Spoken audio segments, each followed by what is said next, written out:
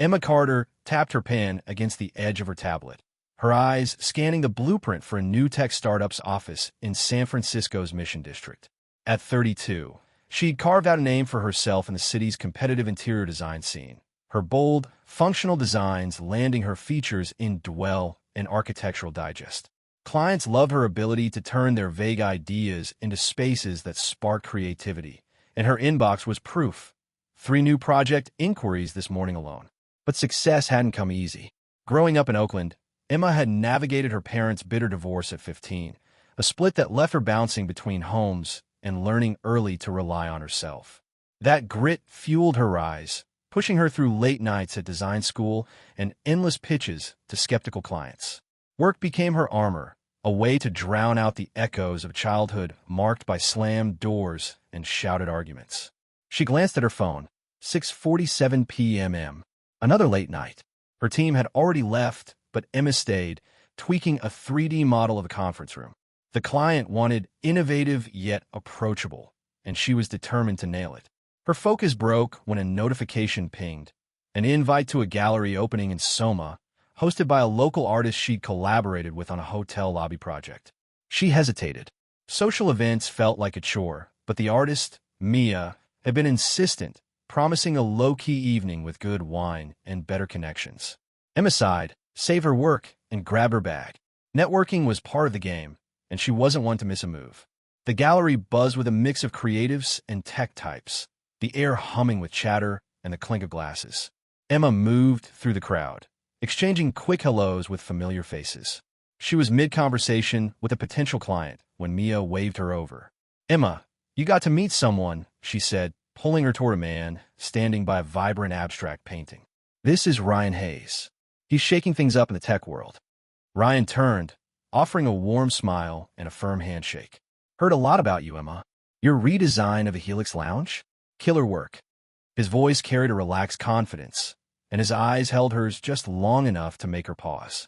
At 34, Ryan ran a startup focused on sustainable tech solutions, and his passion for it came through as he talked about carbon-neutral servers over a glass of Pinot.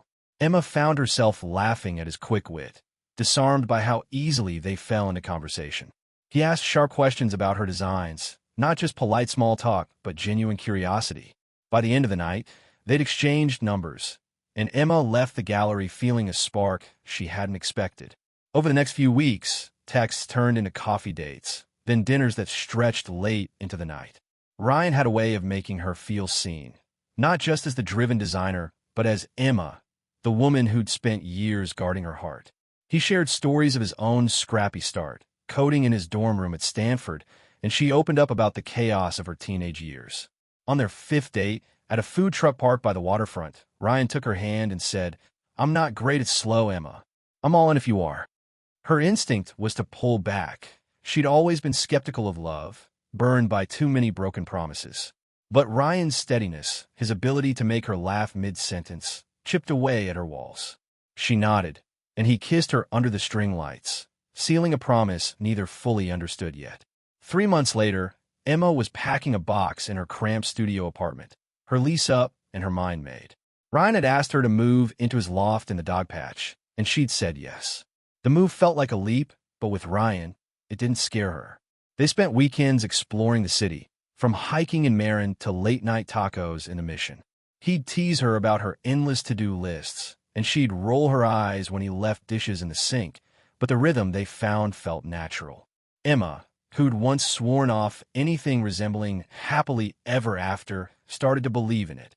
Ryan wasn't perfect. He worked long hours, sometimes lost in his startup's demands. But he'd leave her notes on the fridge, plan impromptu picnics, and listen when she vented about a tough client. For the first time, she felt like she could breathe.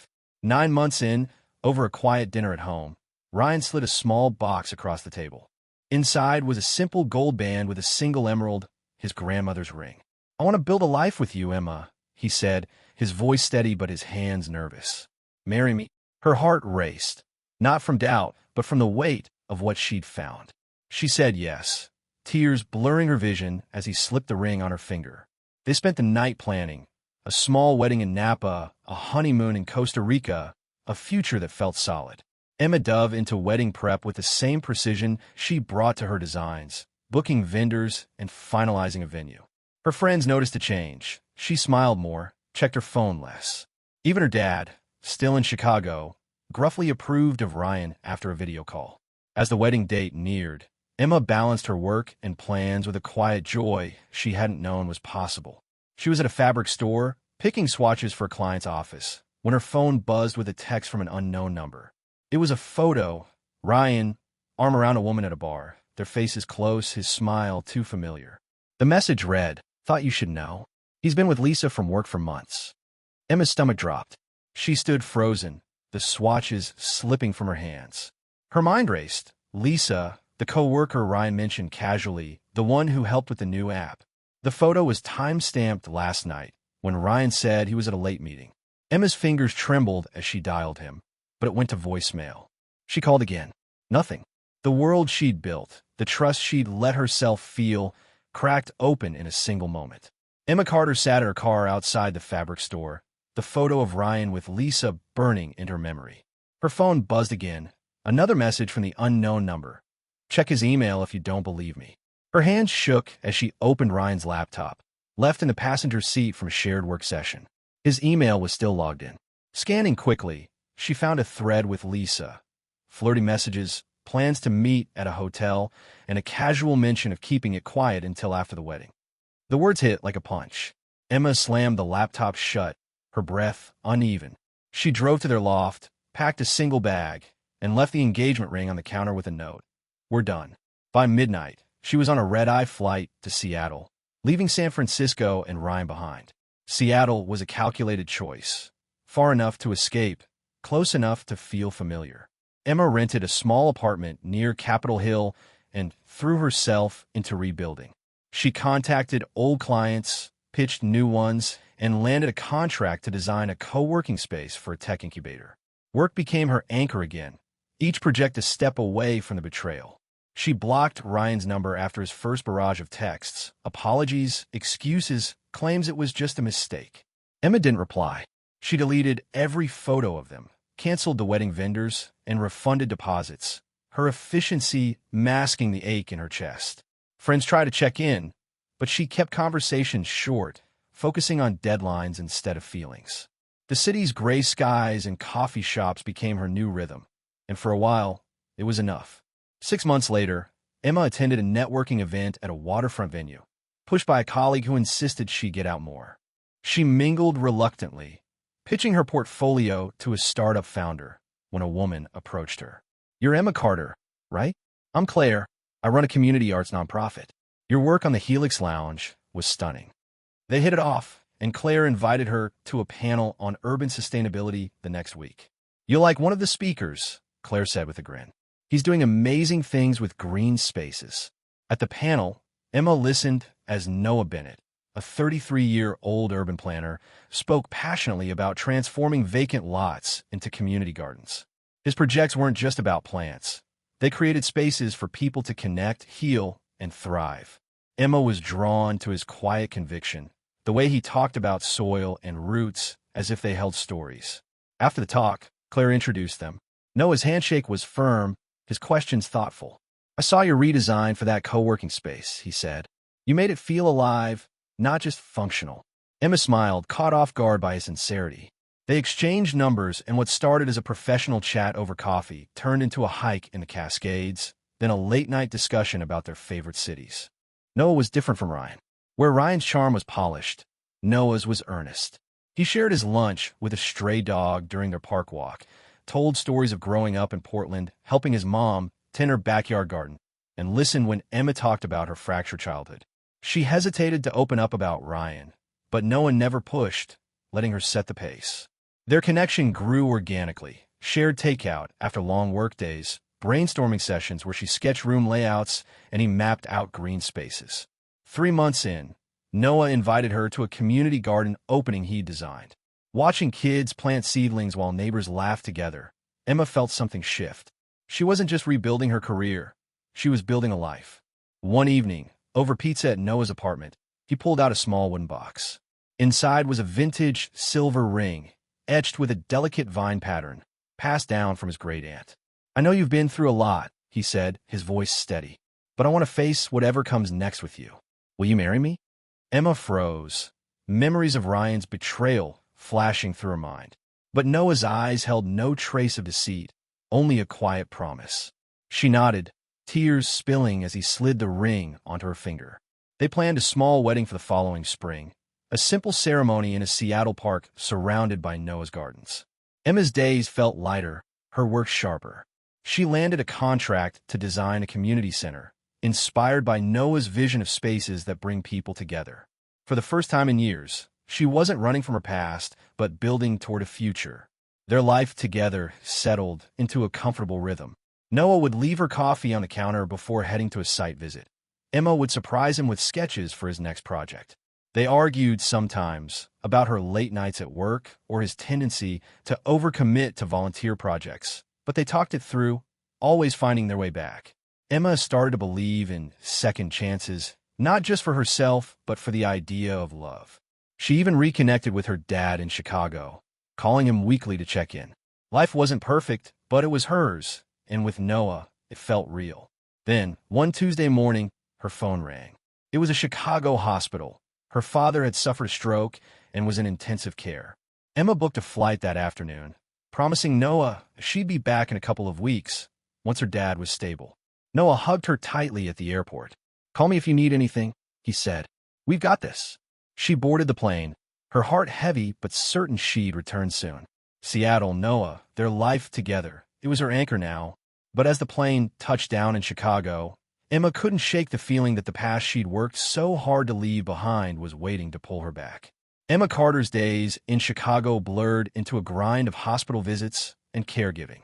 Her father's stroke left him weak but stubborn, arguing with nurses about his diet and refusing physical therapy half the time. Emma took charge, coordinating meds, hiring aides, and managing appointments, while keeping up with her Seattle clients via late-night emails.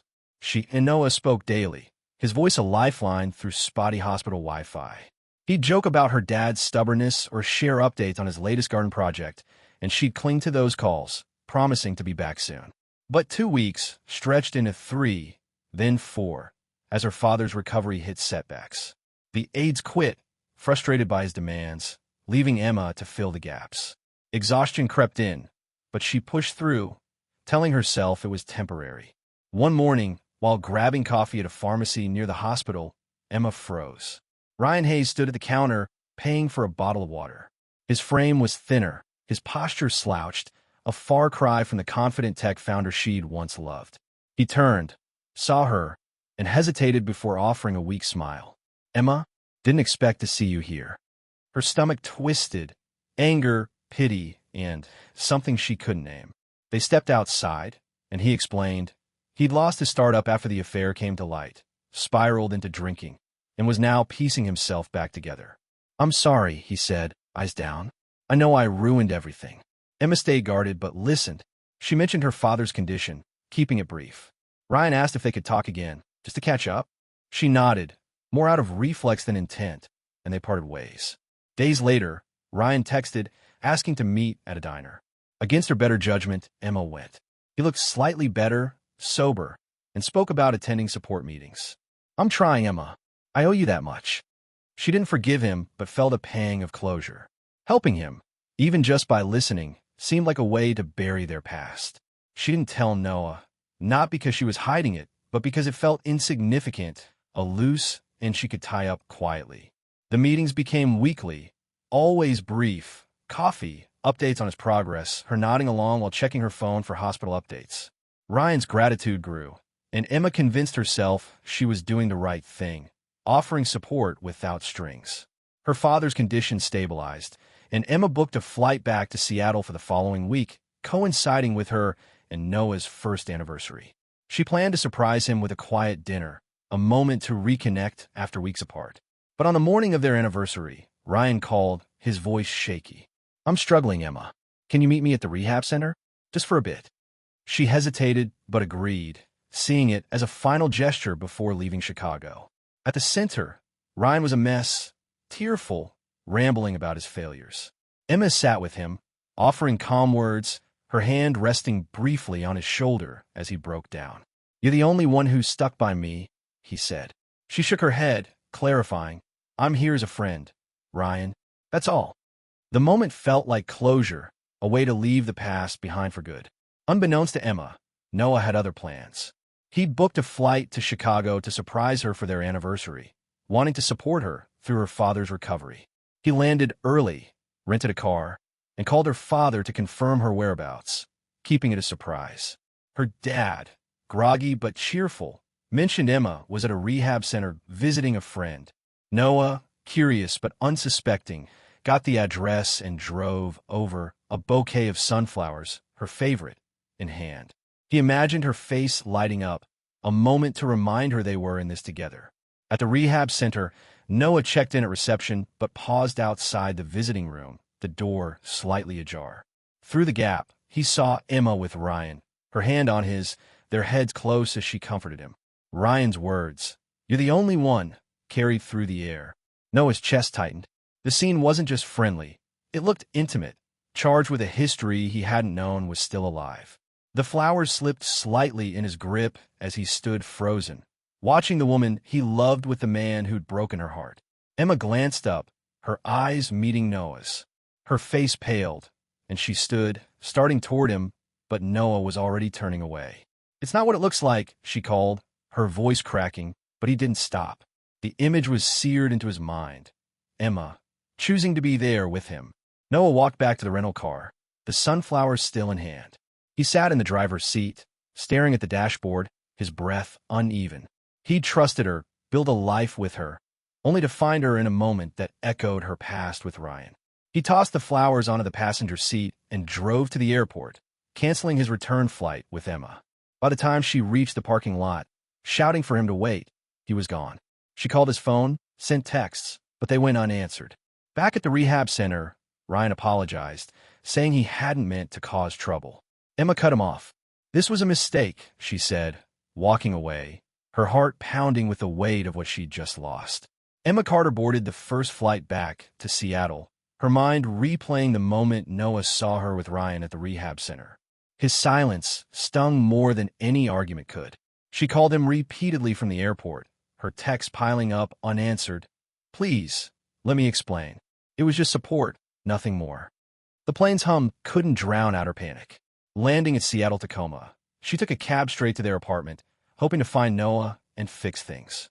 The key turned in the lock, but the silence inside hit her like a wall.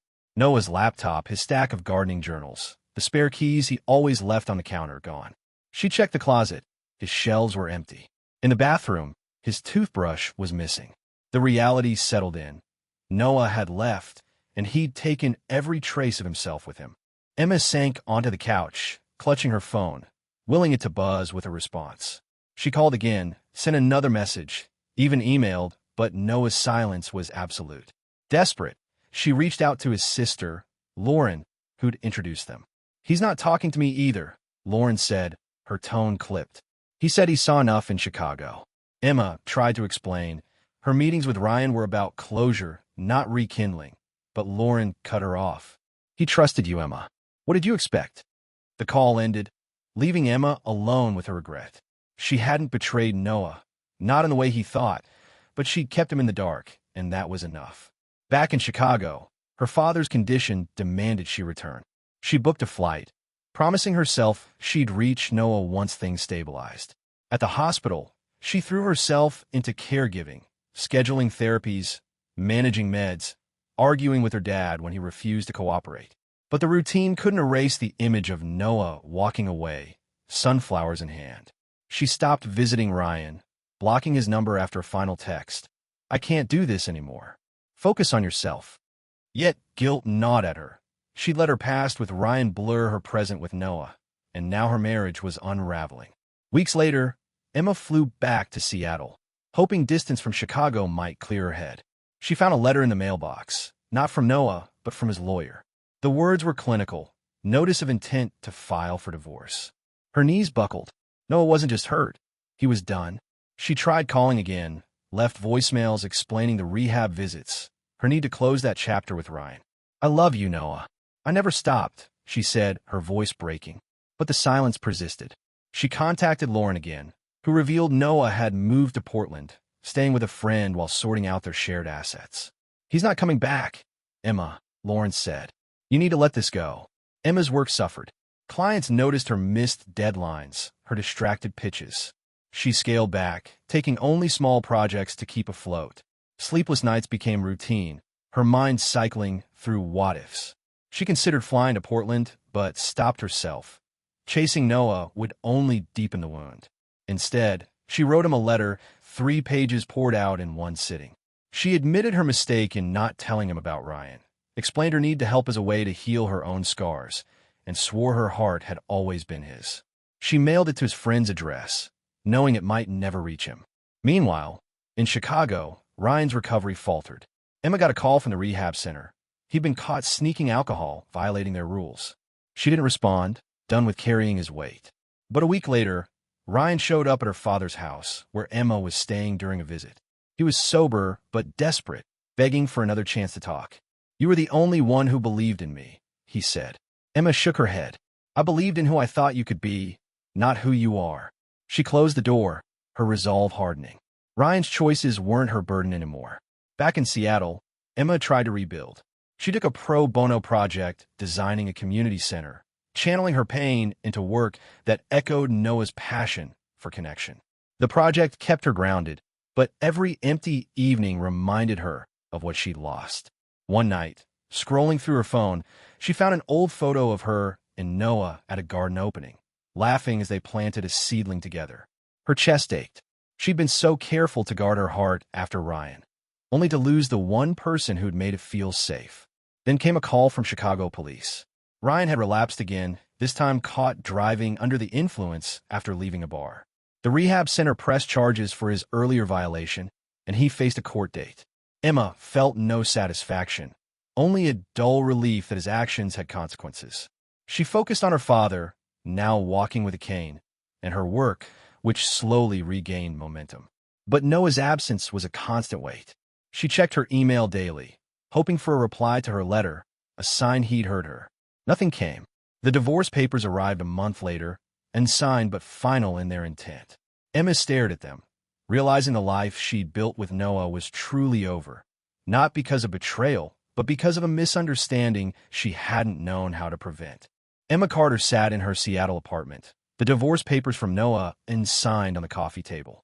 The silence of the past weeks, no calls, no emails, no response to her letter, confirmed he was gone for good. Her father was stable now, walking with a cane, and she'd returned to Seattle to face the wreckage of her life. Work had slowed, clients sensed her distraction, and she'd lost a major contract after missing a deadline. The community center project, her one anchor, kept her moving forward, but even that felt hollow without Noah's quiet encouragement. She'd lost more than a marriage. She'd lost the belief that she could build something lasting. Determined to reclaim herself, Emma poured her energy into the community center. The project, a pro bono effort for a low-income neighborhood, was inspired by Noah's vision of spaces that unite people. She collaborated with local artists to design murals and worked late nights to perfect the layout, ensuring every corner served a purpose: study nooks for kids, meeting rooms for families. At the groundbreaking ceremony, a volunteer thanked her for creating a place where the community could breathe again. Emma nodded, managing a smile, but the words stung.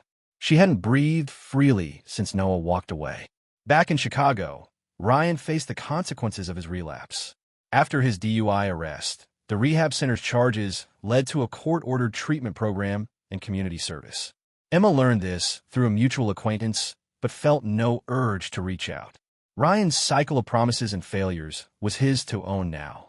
She'd spent too long trying to fix him, only to lose what mattered most. Her focus shifted to her own healing. She started therapy, something she'd avoided after Ryan's first betrayal. The sessions were raw, admitting how her need for closure with Ryan had blinded her to Noah's trust, how her silence had cost her everything.